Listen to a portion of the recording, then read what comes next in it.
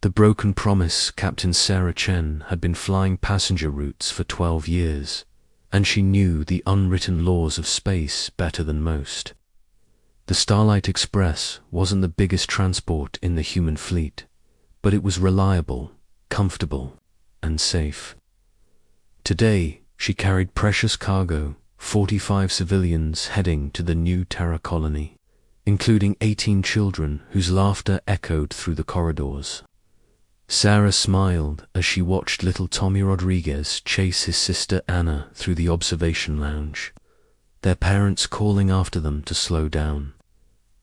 At 7 years old, Tommy was full of energy and questions about everything. Anna, barely 5, followed her brother everywhere with complete trust in his adventures. Near the window, 12-year-old Elena Vasquez was reading to 3 younger children, her voice soft and patient as she turned the pages of an old Earth fairy tale. The colony run to New Terra was supposed to be routine. The shipping lane was well-traveled and protected by regular patrol schedules. Pirates occasionally hit cargo ships carrying valuable goods, but they never bothered passenger transports.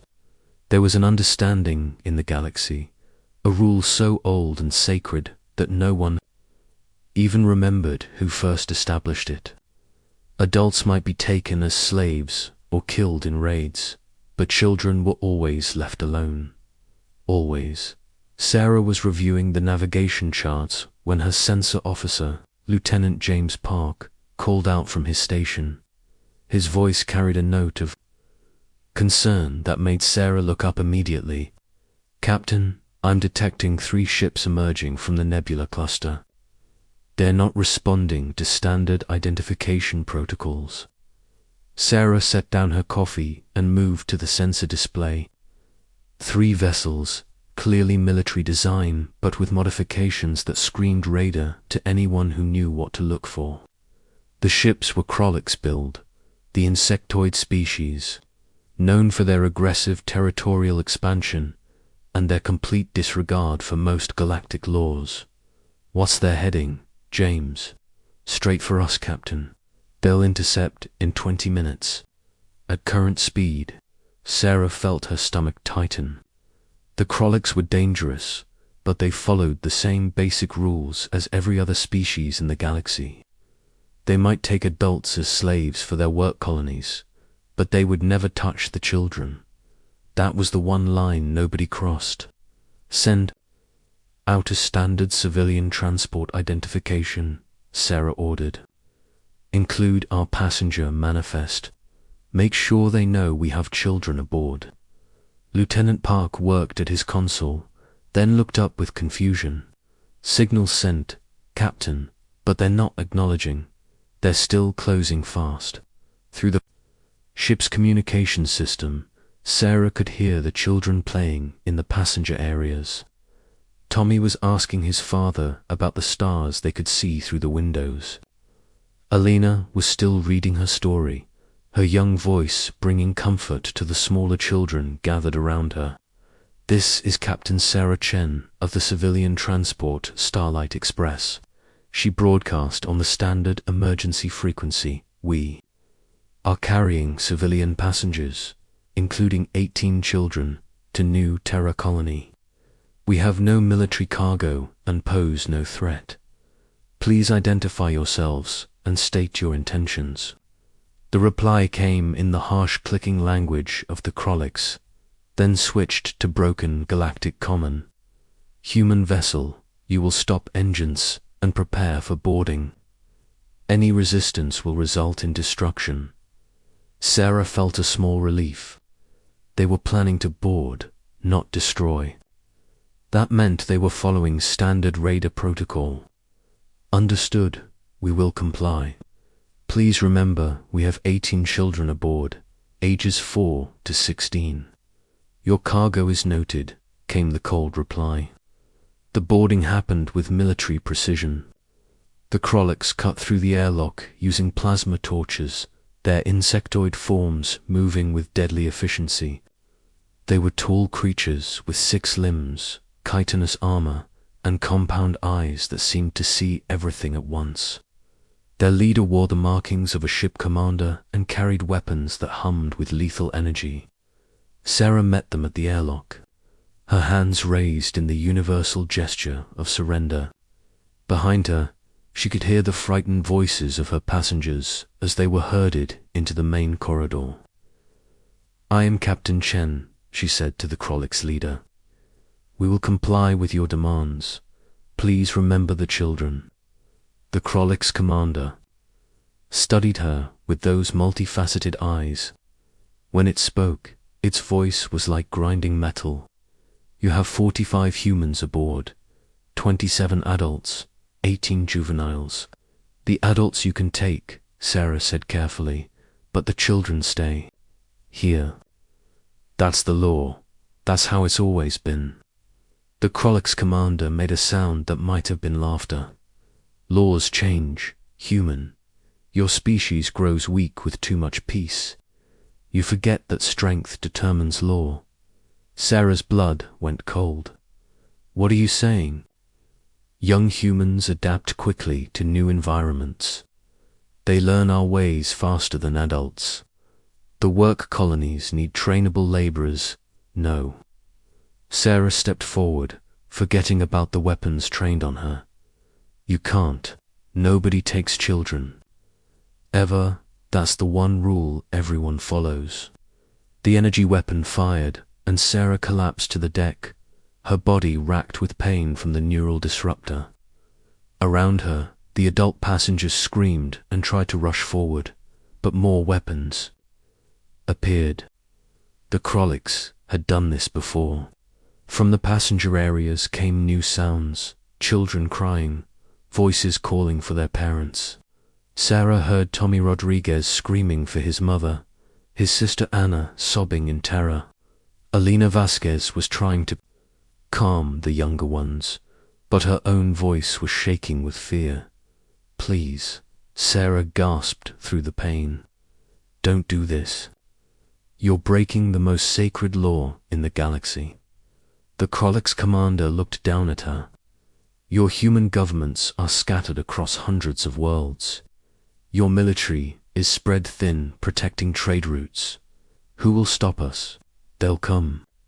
Sarah whispered, "When they find out what you've done, they'll come for you. Let them come. By then, your juveniles will be deep in the mining colonies where no rescue will reach them." The separation happened quickly and efficiently. Adults were stunned and dragged toward the Krolyk's ships.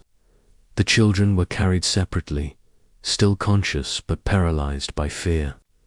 Sarah watched helplessly as Tommy reached out for his parents, his stuffed dinosaur falling to the floor.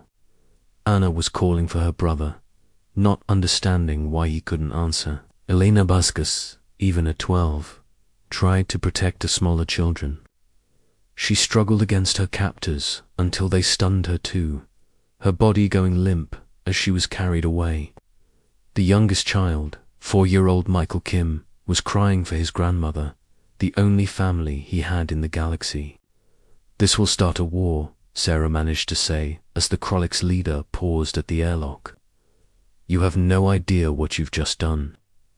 "Your species talks of peace and cooperation," the commander replied. "You are merchants and farmers, not warriors. You will file complaints with the Galactic Council and wait for justice that will never come." The raiders left the Starlight Express, drifting in space with damaged engines and failing life support.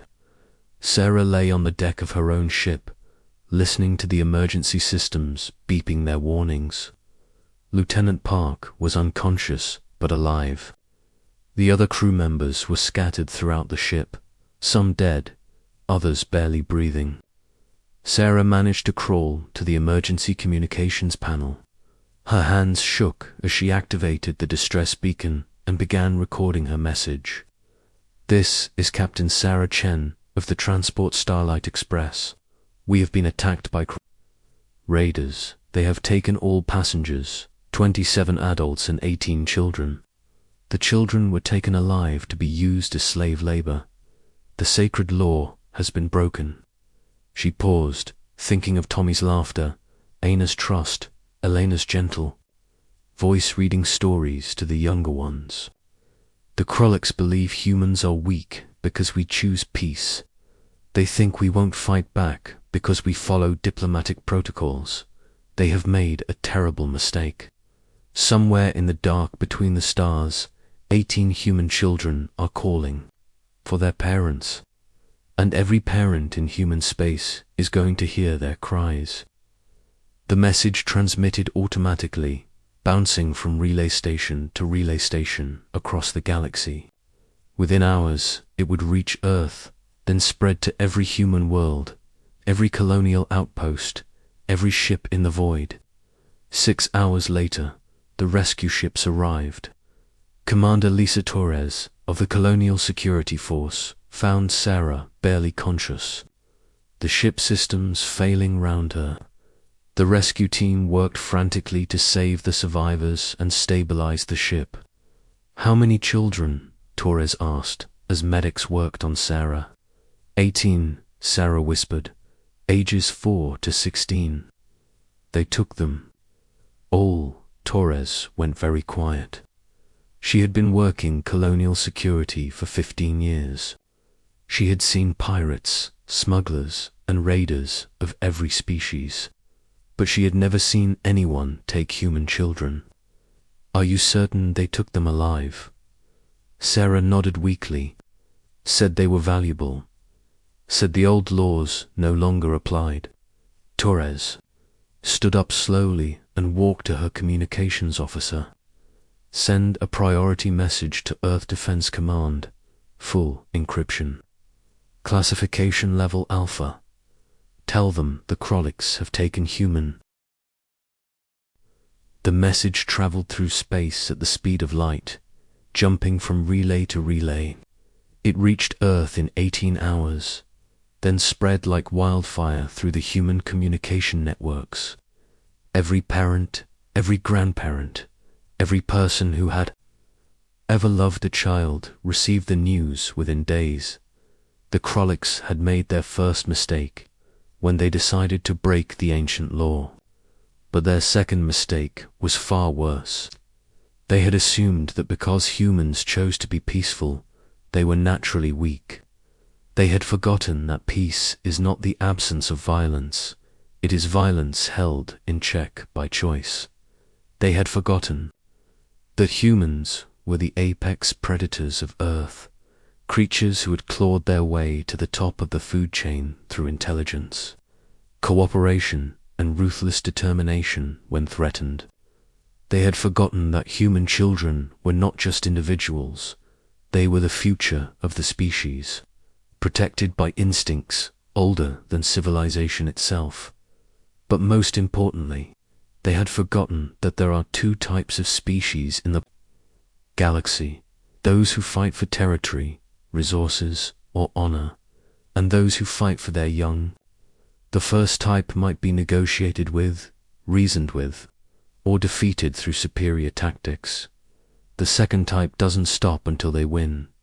As the news spread through human space, something ancient awakened. Every human world began receiving the same message, transmitted on channels that had been silent for generations.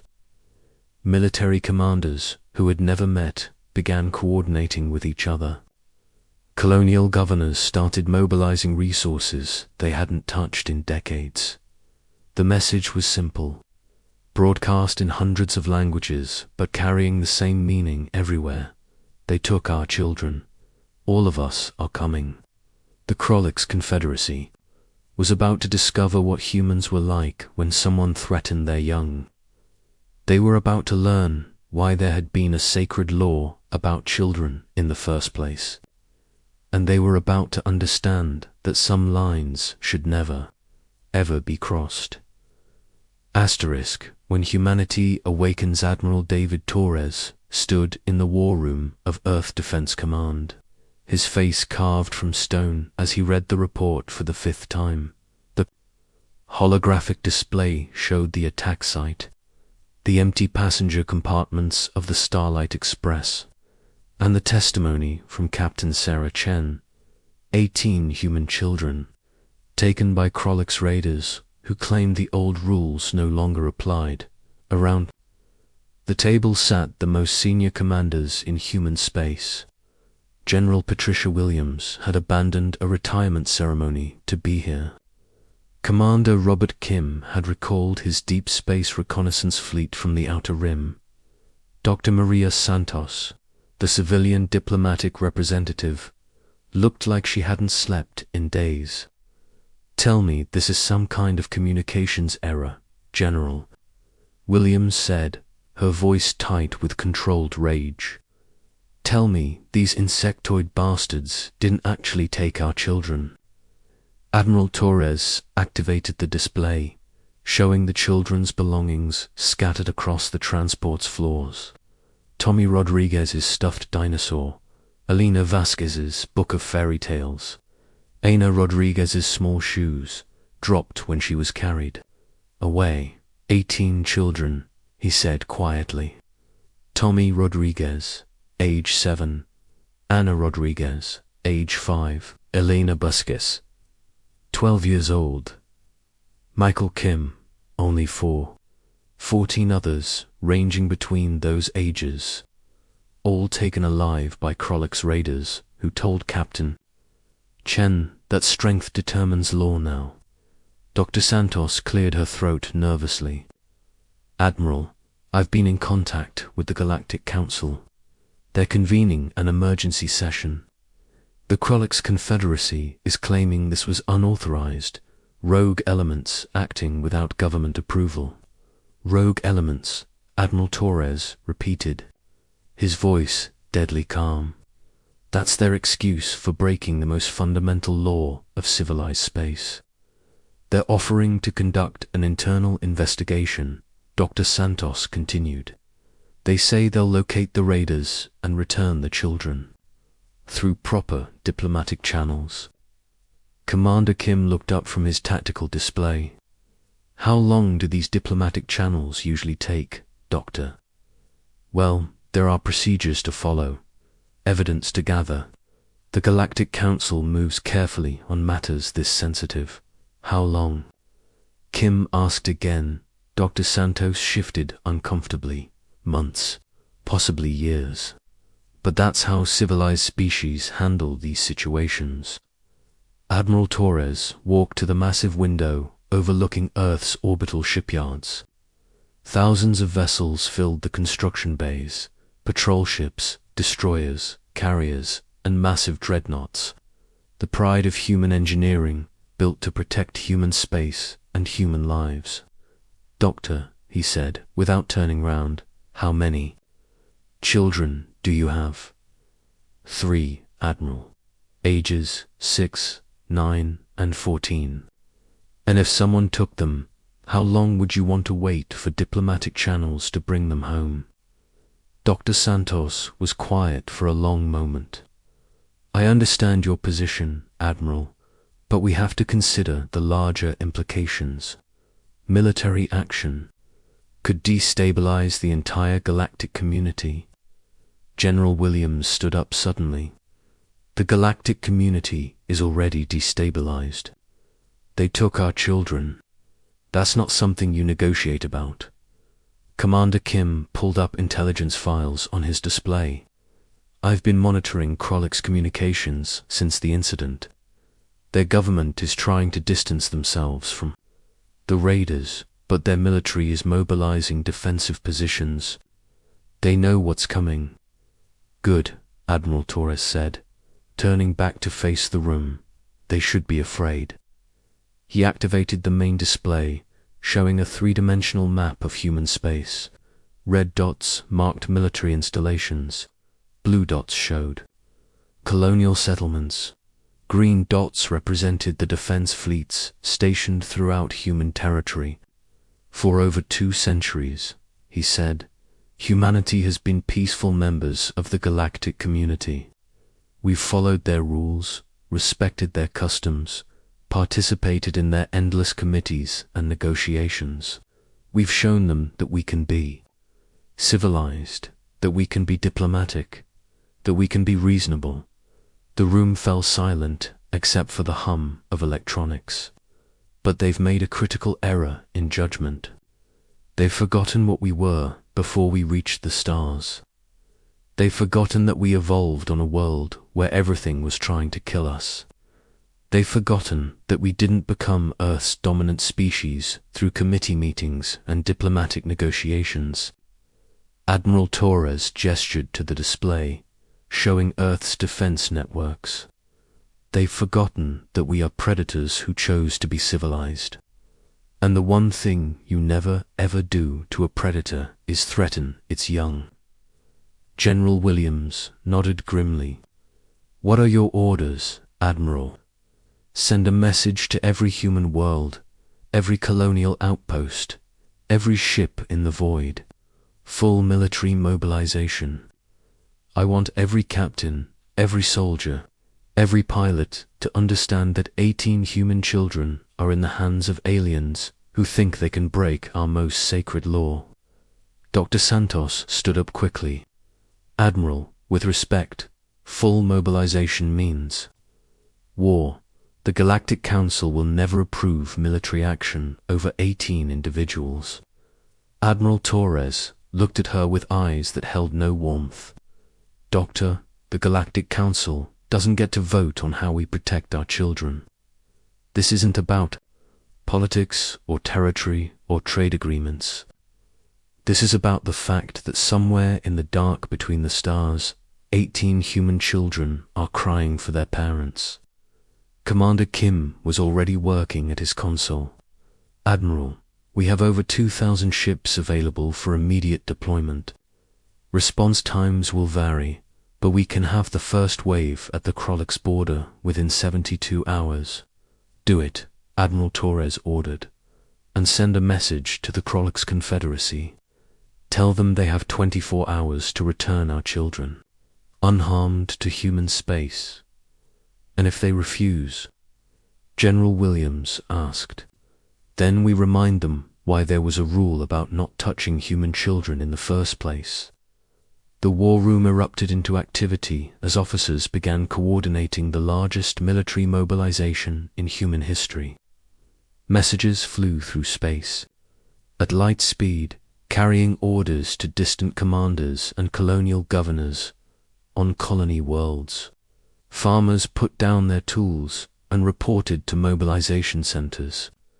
On merchant vessels, civilian captains volunteered their ships for military service. In asteroid mining operations, workers abandoned their posts to join hastily formed militia units.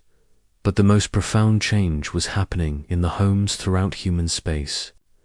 Parents looked at their own children and felt something primal awakening. The protective instinct that had driven human evolution for millions of years. The fierce determination that had carried humanity from caves to the stars. Daughter Maria Santos found herself in her apartment that night, watching her own children sleep. Her 6-year-old daughter curled up with a stuffed rabbit. Her 9-year-old son sprawled across his bed with books scattered around him. Her 14-year-old daughter, so grown up during the day, looking vulnerable and young in sleep. She thought about Tommy Rodriguez, probably terrified and calling for his parents in some alien prison. She thought about little Aina, barely 5 years old, not understanding why strangers had taken her from everything she knew. She thought about Elena Vasquez, trying to be brave and protect the younger children even in captivity. Dr. Santos reached for her communication device and sent a message to Admiral Torres. Admiral, this is Dr. Santos. I withdraw my objections to military action. Bring our children home. The response came within minutes. Understood, Doctor. We're bringing all of them home. The message to the Krolix Confederacy was transmitted on all frequencies. In their own language, with crystal clarity, you have taken 18 human children in violation of the sacred law that has maintained galactic peace for 3,000 years. You have 24 hours to return them unharmed to human space. After that time, we will come and take them back. The Krolyk's response was swift and arrogant. Your empty threats do not frighten the Confederacy. Your children are already deep in our work colonies. Find them if you can. They had made their final mistake. The first wave of human ships arrived at the Krolyk's border, exactly 72 hours after the mobilization order, but they weren't the exploration vessels or diplomatic cruisers the Krolyk's expected. These were warships, sleek, deadly, and moving with deadly purpose. The Krolyk's border patrol tried to stop them. The human response was swift and overwhelming. Within 6 hours, every Krolyk's military installation along the border was either destroyed or abandoned. But the humans didn't stop at the border. They kept coming. The Krolyk's Confederacy had expected negotiations, threats, maybe limited military action. What they got was something they had never seen before, an entire species unified by a single purpose. Every human ship, every human soldier, every human citizen focused on one goal: bring the children home. Human intelligence networks, dormant for decades, suddenly came alive. Colonial survey teams revealed themselves as deep-cover operatives. Merchant captains began reporting Krolyk's fleet movements with suspicious accuracy. Even civilian scientists started providing tactical information they shouldn't have possessed. The Krolyk's leadership gathered in emergency session, their compound, eyes reflecting the panic they tried to hide. How many ships do the humans have? Their war leader demanded. Our estimates were clearly wrong, his intelligence chief replied. They've deployed over 3,000 vessels in the past week. Ships we didn't know existed, coming from installations we didn't know they had. Impossible. Our intelligence networks have monitored human space for decades. They've been hiding their true strength. Every civilian shipyard had military conversion capabilities. Every exploration vessel was built with weapon mounting points. Every colony had hidden military stockpiles. The war leaders' mandibles clicked in agitation. Find those children. Transfer them to the deepest, most secure facility we have. But it was too late. Human reconnaissance had already located the work colony where the 18 children were being held. The facility was deep in Krolik space, supposedly impregnable, surrounded by defensive installations and protected by elite military units. The human attack came from every direction at once. Ships emerged from hyperspace like angry wasps, coordinating their assault with precision that spoke of decades of planning. The Krolik's defenders fought bravely, but they were facing something they had never encountered humans fighting for. Their young. The rescue operation took less than 4 hours. Human special forces moved through the facility with deadly efficiency, guided by intelligence that seemed impossible but was devastatingly accurate. They found the children in a deep, underground complex, scared but alive. Tommy Rodriguez was clutching a piece of metal he had shaped into a tiny dinosaur. Ana Rodriguez had hidden in a corner, protecting a younger child named Michael Kim. Alina Vasquez had organized the older children to care for the younger ones, even in captivity maintaining the gentle strength that defined her. When the human soldiers came through the doors, Alina looked up with eyes too old for her 12 years. "Are you here to take us home?" "Yes," the squad leader replied, removing his helmet to show a face wet with tears. "We're here to take you home, all of you." The return journey to human space was broadcast live throughout the galaxy.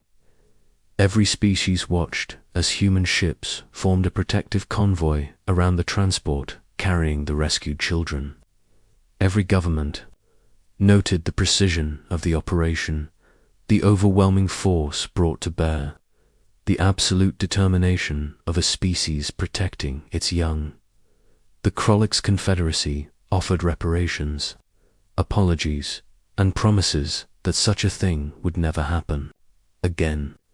They offered to execute the raiders responsible, to pay compensation, to accept any punishment the Galactic Council deemed appropriate. The human response was simple. The sacred law exists for a reason.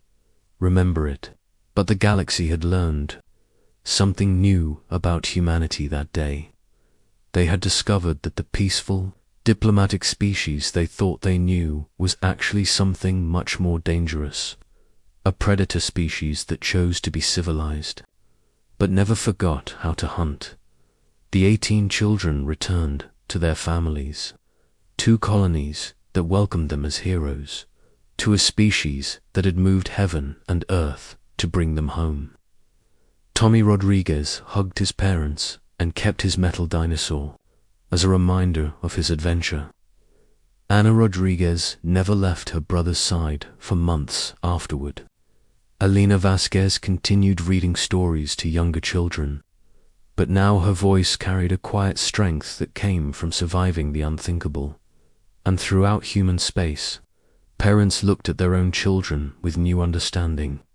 They were not just raising individuals, they were protecting the future of their species. And if anyone, anywhere in the galaxy, ever threatened that future again, they would discover what humans were truly capable of when someone crossed the sacred line.